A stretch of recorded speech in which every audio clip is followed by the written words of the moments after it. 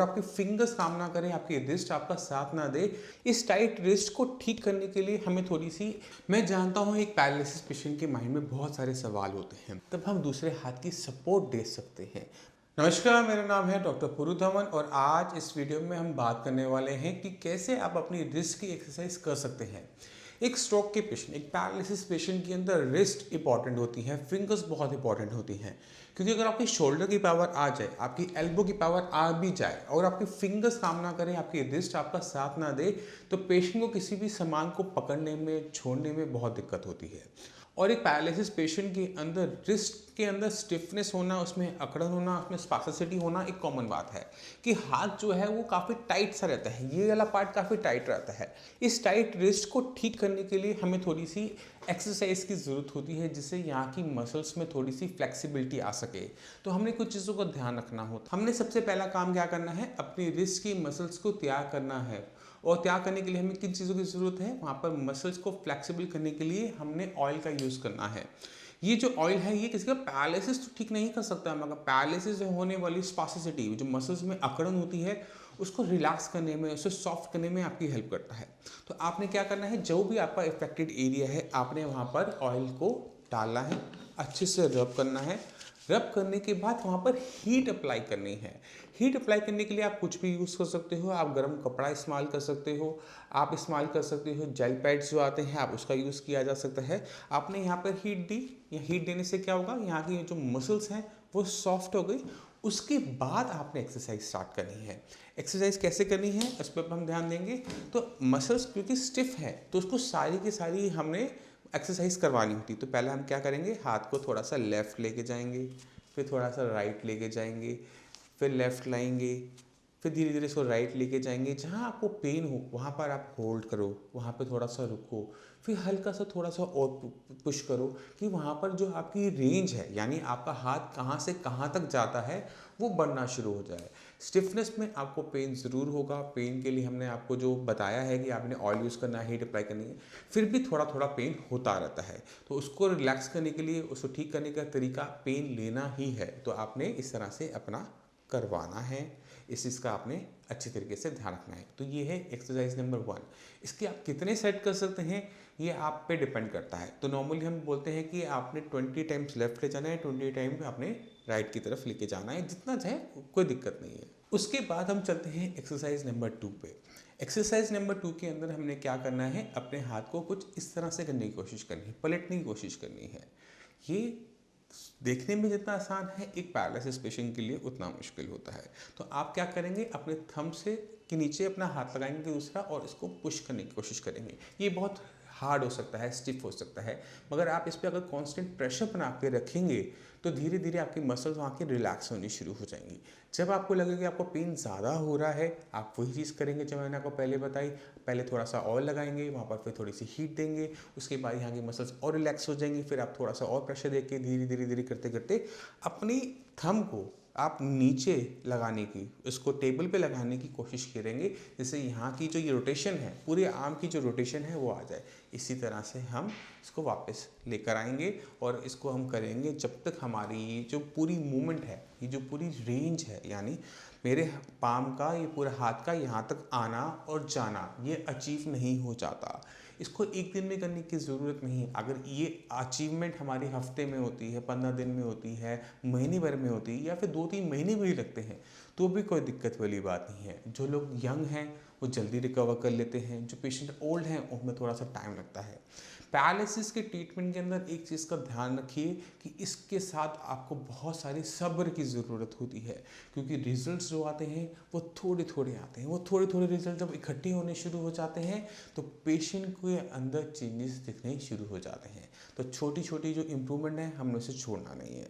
अब चलते हैं फिंगर की एक्सरसाइजेस की तरफ। फिंगर की एक्सरसाइज आपको हेल्प करेंगी आपकी फिंगर्स को थोड़ा सा फ्लेक्सिबिलिटी देने में, क्योंकि पैरालिसिस पेशेंट के अंदर हमें लगता तो ये है कि हमारा हाथ पैर काम नहीं कर रहा, हमारी फिंगर्स काम नहीं कर रही, बट प्रॉब्लम कहीं ना कहीं आपके ब्रेन के अंदर होती है कि ब्रेन का वो हिस्सा जो आपके हाथ पैर की मसल्स को मूव करता था वो काम नहीं कर रहा। तो जब भी हम साइंस इंजीनियरिंग का ट्रीटमेंट स्टार्ट करते हैं तो कभी भी हाथ पैर पे काम नहीं करते, हाथ पैर की मसल्स पे काम नहीं करते, हम काम करते हैं ब्रेन के अंदर। ब्रेन के अंदर जो हिस्सा मर चुका है वो मर चुका है, वो ठीक नहीं हो सकता।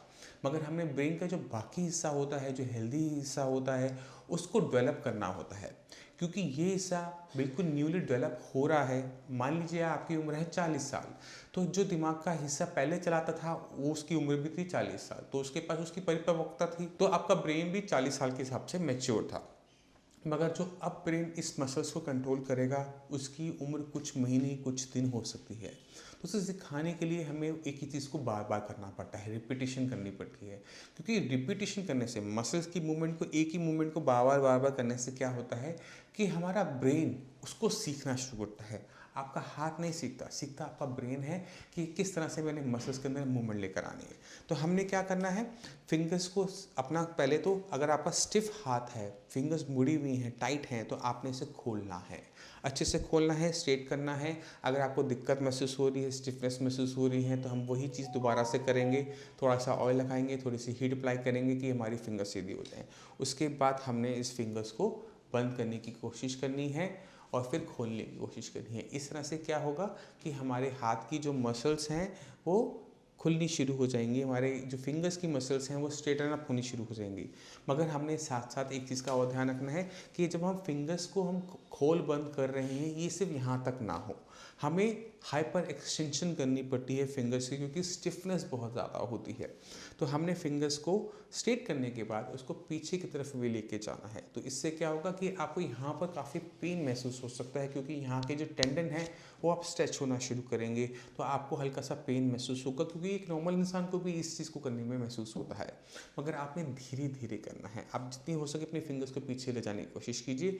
इससे आपकी फिंगर्स की जो मसल्स हैं उनको हेल्प मिलेगी अपनी रेंज को बढ़ाने में, अपने आप को सॉफ्ट करने में। और रिजल्ट्स क्या होगा कि जैसे ही ब्रेन से सिग्नल आने शुरू होंगे इन मसल्स को, ये मसल्स मूव करना भी शुरू कर देगी। एक बार दोबारा से चलते हैं रिस्ट की एक्सरसाइज पर। और ये एक्सरसाइज बहुत आसान है, आप किसी भी टाइम बैठे बैठे भी इसको कर सकते हैं।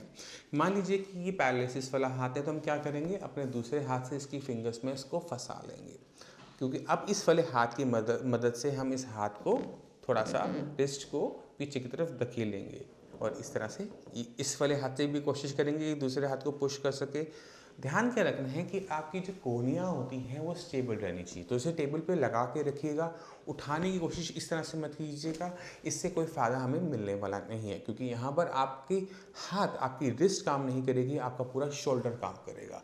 तो हमने ये चीज़ नहीं करनी, हमने अपने एल्बोस को स्टेबल करना है, उसके बाद ये करने की कोशिश करनी है। पहले अपने जो सही हाथ से है उसको उससे पुश करेंगे, फिर दूसरा हाथ पुश करने की कोशिश करेगा। इससे हमने कुछ नहीं करना, इससे हमने पीछे की तरफ खींचना नहीं है, दम इसी से लगाना है, क्योंकि जितना दम आप लगाओगे उतना ज़रूरत आपकी ब्रेन को समझ में आएगी उस मसल्स को मूव करने के लिए। तो ये आपको हेल्प करता है अपने रिस्ट की मसल्स को रिलैक्स करने में, मसल्स को दोबारा से एक्टिवेट करने में।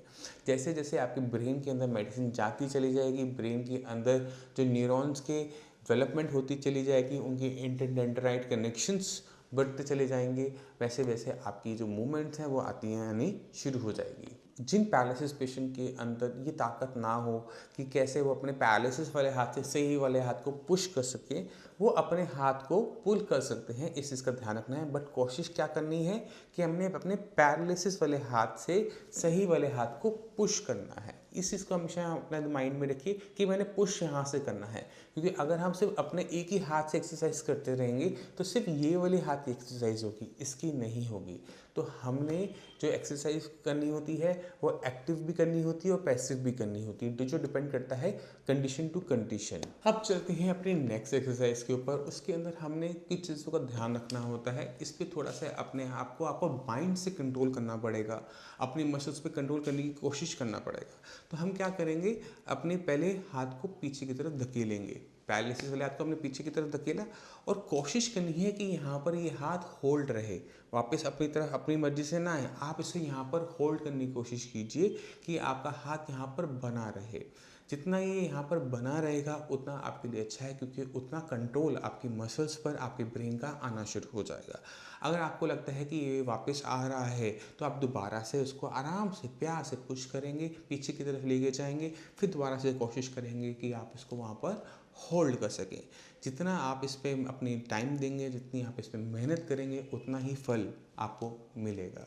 ये जो एक्सरसाइज है इसके आप 10 सेट भी करते हैं, 20 सेट भी कर सकते हैं, डिपेंड करता है कि पेशेंट के पास टाइम कितना है, क्योंकि इसमें किसी भी टाइप की थकावट नहीं होती। तो जितने भी पैरालिसिस के पेशेंट होते हैं, मेरी उनकी रिक्वेस्ट होती है कि आप अपने मैक्सिमम टाइम अपने हाथ को देने की कोशिश कीजिएगा, क्योंकि जब एक पैरालिसिस पेशेंट का हम साइंस इंजीनियरिंग से ट्रीटमेंट स्टार्ट करते हैं तो पेशेंट को लेग की एक्सरसाइज के लिए हम बोलते हैं कि आपने चलना है, क्योंकि ये ऑक्यूपेशनल थेरेपी होती है। जो काम हमने बाद में करना होता है, ठीक होने के बाद करना होता है, उसको हम पहले करना शुरू करते हैं। जितना उसको हम करने की कोशिश करेंगे, हमारा ब्रेन उसी चीज़ को सीखना शुरू कर देगा। जैसे अगर एक पैरालिसिस पेशेंट है, मान लो कि मैं उस पेशेंट को बोलता हूँ कि आपने दिन में 2 घंटे साइकिल चलानी है, तो पेशेंट साइकिल चलाना बेटर करना शुरू कर देता है, बट वो चल नहीं पाता। ये इसलिए होता है क्योंकि हमारा जो ब्रेन है वो साइकिल चलाने के लिए डेवलप होता जा रहा है, बट चलने के लिए नहीं हो रहा। तो हमने क्या करना है, हमने वही काम सीखना है जो हमने ठीक होने के बाद करना है। तो हम लेग से अपना क्या काम करते हैं, चलना। तो जब हम एक पैरालिसिस पेशेंट को बोलते हैं कि आपने रोज़ 1 घंटा सुबह 1 घंटा शाम को चलना है अपने, तो क्या होता है कि पैर बहुत तेज़ी से डेवलप होना शुरू हो जाता है, पैर बहुत तेज़ी से ठीक होना शुरू कर देता है। मगर पेशेंट कहीं ना कहीं अपने हाथ को भूल जाता है, जो भी उसके वो कहीं ना कहीं अपने हाथ को भूल जाता है, क्योंकि क्या हो रहा होता है कि वो अपने दूसरे हाथ से सारे काम कर रहा होता है, उसको अपने पैरालिसिस वाले हाथ की ज़रूरत नहीं पड़ रही होती। मगर चलने के टाइम में हम ऐसा नहीं कर सकते। चलने के लिए हम एक पैर का इस्तेमाल नहीं कर सकते, दोनों पैरों का इस्तेमाल करना पड़ता है। ये जो डिफरेंस होता है कि हम एक हाथ से काम कर पाते हैं, पैर का अपना एक पैर से चल नहीं पाते, इसी वजह से पैर के अंदर इंप्रूवमेंट बहुत तेज़ी से दिखी जाती है और हाथ कहीं ना कहीं पीछे रह जाता है। तो हमने हाथ को ठीक करने के लिए हाथ पे टाइम ज़्यादा देना होता है। तो दिन में एक नॉर्मल इंसान 8 घंटे नौकरी करता है, तो आप समझिए कि आप अब वो जो 8 घंटे की नौकरी है अपने शरीर के लिए कर रहे हैं, उसमें से 2 घंटे हमने अपने पैरों के लिए निकाल दिए कि हमने चलना है। बाकी जो 6 घंटे में से कम 4 घंटे आपको ध्यान देना चाहिए अपने हाथ के ऊपर, फिंगर्स के ऊपर, क्योंकि फिंगर्स अगर आपकी चल जाती हैं तो चाहे आपका एल्बो नहीं चल रही तो भी कोई दिक्कत नहीं, अगर आपका शोल्डर नहीं चल रहा तो भी कोई दिक्कत नहीं, क्योंकि इसकी रिकवरी आपके फिंगर से लाई जा सकती है। क्योंकि आप कोई भी चीज़ करना चाहें, आप कोई भी चीज़ पकड़ के एक्सरसाइज करना चाहें, आप कर सकते हैं अगर आपकी फिंगर्स खुल रही हैं और बंद हो रही हैं। इसी वजह से कम 4 घंटे दिन के अपने हाथ को ज़रूर देने चाहिए। ये मेरा पर्सनल मानना है कि इससे पेशेंट के अंदर इम्प्रूवमेंट तेज़ी से देखने को मिलती है। अब एक पैरालिसिस पेशेंट के अंदर फिंगर्स बंद रहने की बहुत बड़ी दिक्कत होती है, तो अब हम जानेंगे कि कैसे हम अपने हाथ की जो फिंगर्स हैं उनको कॉन्टिन्यूसली खुला रख सकते हैं। तो आप मान लीजिए कि ये जो मेरा हाथ है ये पैरालाइज्ड है, हमने इस फिंगर को सीधा करना है। सीधा करने के बाद हमने इस पर थोड़ा सा प्रेशर बनाए रखना है कि फिंगर्स सीधी बनी रहे। अपने इस हाथ की फिंगर्स की मसल्स को हमने रिलैक्स करना है। जब आपको अंदर से महसूस होना शुरू हो जाए कि आपकी फिंगर की मसल्स रिलैक्स हो चुकी हैं, तो आपने अपना दूसरा हाथ हटाना है और इस हाथ को खुले रखने की कोशिश करना है। नॉर्मली क्या होगा, जैसे आप अपना हाथ उठाएंगे ये बंद होना शुरू हो जाएगा, ये फिंगर्स बंद होनी शुरू हो जाएंगी, मगर हमने अंदर से कंट्रोल करना है, हाथ नहीं लगाना, अंदर से कंट्रोल करना है कि ये फिंगर्स खुली रहें। अगर आपकी हाथ फिंगर्स दोबारा से बंद होनी शुरू हो जाए तो आप दोबारा से इसको खोल लीजिए, लंबी सांस लीजिए, इसको रिलैक्स कीजिए और कोशिश कीजिए, अंदर से कोशिश कीजिए कि फिंगर्स खुली रहें, बंद ना हो। तो आप दोबारा से इसको रिलैक्स करेंगे मसल्स को, फिर अपना हाथ हटाएंगे और कोशिश करेंगे कि हाथ खुला रहे, बंद ना हो। आपको दिक्कत महसूस होगी, आप थोड़ा सा ऑयल लगाइए, इससे यहाँ की जो मसल्स हैं वो रिलैक्स करने में आपको हेल्प मिलेगी। वहाँ पर थोड़ी सी हीट लगाइए, हीट नहीं लगा रहे तो आप उसको रबिंग भी करेंगे तो भी हीट इफेक्ट पैदा हो जाता है, जिससे यहाँ की जो मसल्स हैं वो रिलैक्स होना शुरू हो जाएंगी। फिर दोबारा से आपकी फिंगर्स अगर बंद होती हैं तो हम दोबारा से ऐसे ही करेंगे, फिंगर्स को खोलेंगे, रिलैक्स करेंगे और हाथ हटाकर इसको होल्ड करने की कोशिश करेंगे। तो इससे हमें बहुत ज़्यादा हेल्प मिलती है अपने फिंगर्स को स्ट्रेटन अप करने में। अब चलते हैं अपनी लास्ट एक्सरसाइज के अंदर। इसके अंदर जो एक्सरसाइज है वो कहीं ना कहीं शोल्डर की होती है, मगर उसमें हमें हेल्प मिलती है अपने फिंगर्स को स्ट्रेटन अप रखने में। हमने क्या करना है, अपने हाथ को, अपने पाम को, फिंगर्स को सीधा करके टेबल पे जमाना है। एक बार आपका हाथ यहाँ पे स्टेबल हो जाए तो आपने अपने हाथ को धीरे धीरे टेबल पे ग्लाइड करवाना है, स्लाइड करवाना है। इससे क्या होगा, आपकी फिंगर्स खुली रहने की कोशिश करेंगी, आपकी शोल्डर की एक्सरसाइज होगी, आपकी एल्बो की भी एक्सरसाइज होगी। तो इससे हमें हेल्प मिलती है अपने फिंगर्स को स्ट्रेटन अप करने में, अपनी एल्बो की एक्सरसाइज, अपनी शोल्डर की ही एक्सरसाइज करने में। अगर आपको यही स्लाइड करने में दिक्कत हो रही हो तो आप यहाँ पर अपने हाथ के नीचे कोई टॉवल का पीस भी रख सकते हैं, जिससे आपको स्लाइड करने में दिक्कत महसूस कम होगी। हमने ध्यान का रखना है ये जब भी करें अपनी फिंगर्स को स्ट्रेट करने के बाद। अगर आपकी फिंगर्स बंद है और आप इसको इस तरह से कर रहे हैं तो कोई पर्पस नहीं रह जाता ऐसे करने का। मैं जानता हूँ एक पैरालिसिस पेशेंट के माइंड में बहुत सारे सवाल होते हैं। हम बहुत चीज़ें सुनते हैं, डॉक्टर से सुनते हैं कि ब्रेन का जो हिस्सा है मर जाता है, वो ज़िंदा नहीं होता। तो आप कुछ इमेजिन कीजिए कि जिस दिन आपको पैरालिसिस हुआ था, जब आपके ब्रेन के अंदर क्लॉट आया था, ब्रेन हैमरेज हुआ था, तो आपका दिमाग का वो हिस्सा अगले 4 घंटों के अंदर मर गया। और जो कंडीशन थी आपकी, जगह आप बेड से उठ नहीं पा रहे, चल नहीं पा रहे, वो इसलिए थी क्योंकि ब्रेन का वो हिस्सा जो मर गया वो काम नहीं कर रहा था। मगर आपने धीरे धीरे अपने अंदर इम्प्रूवमेंट देखी। अगले 6 महीने के अंदर आपका हाथ भी चलने लगा, आप बोलने भी लगे, आप चलने भी लगे। ये क्यों इम्प्रूवमेंट हुई? क्योंकि हमारा ब्रेन के अंदर एक ताकत होती है अपने जख्म को भरने की। इसको हम कहते हैं न्यूरोप्लास्टिसिटी। ये मैकेनिज्म बच्चों में भी होता है। बच्चों का जो माइंड होता है इसी बिहाफ पर डेवलप करता है। मगर जब हमारे ब्रेन में स्ट्रोक होता है तो ये जो न्यूरोप्लास्टिसिटी है, जो नेचुरल तरीके से रुक गई थी क्योंकि हमारा ब्रेन डेवलप हो गया था, तो ये कहीं ना कहीं दोबारा से स्टार्ट हो जाती है। ये जो न्यूरोप्लास्टिसिटी है ये कुछ टाइम काम करती है, पहले 6 महीने। उसके बाद अगर आप देखोगे कि आप फिजियोथेरेपी करवा रहे हो, एक्सरसाइज भी करवा रहे हो, बट आपको अपने अंदर इम्प्रूवमेंट नज़र नहीं आ रही होती। वो क्यों नज़र नहीं आ रही होती? क्योंकि अब ब्रेन के अंदर न्यूरोप्लास्टिसिटी यानी ब्रेन का जो विकास है वो रुक चुका है। तो हमने किसी भी पैरालिसिस पेशेंट के अंदर एक्सरसाइज करवाने से पहले हमने किस चीज़ का ध्यान रखना होता है कि ब्रेन के अंदर ये जो न्यूरोप्लास्टिसिटी है ये स्टार्ट हो सके, ब्रेन दोबारा से सीखना शुरू करे। जब वो सीखना शुरू करेगा तभी आप उसे सिखा पाएंगे, वरना आप उसे सिखा नहीं सकते। ये बहुत इंपॉर्टेंट चीज़ें हैं, इसका हमें ध्यान रखना होता है। इस न्यूरोप्लास्टिसिटी को स्टार्ट करने के लिए हमें थोड़ी सी मेडिसिन की ज़रूरत होती है जो ब्रेन में जाकर इस न्यूरोप्लास्टिसिटी के मैकेनिज्म को स्टार्ट करे। उसके बाद आपने क्या करना होता है? Occupational therapy.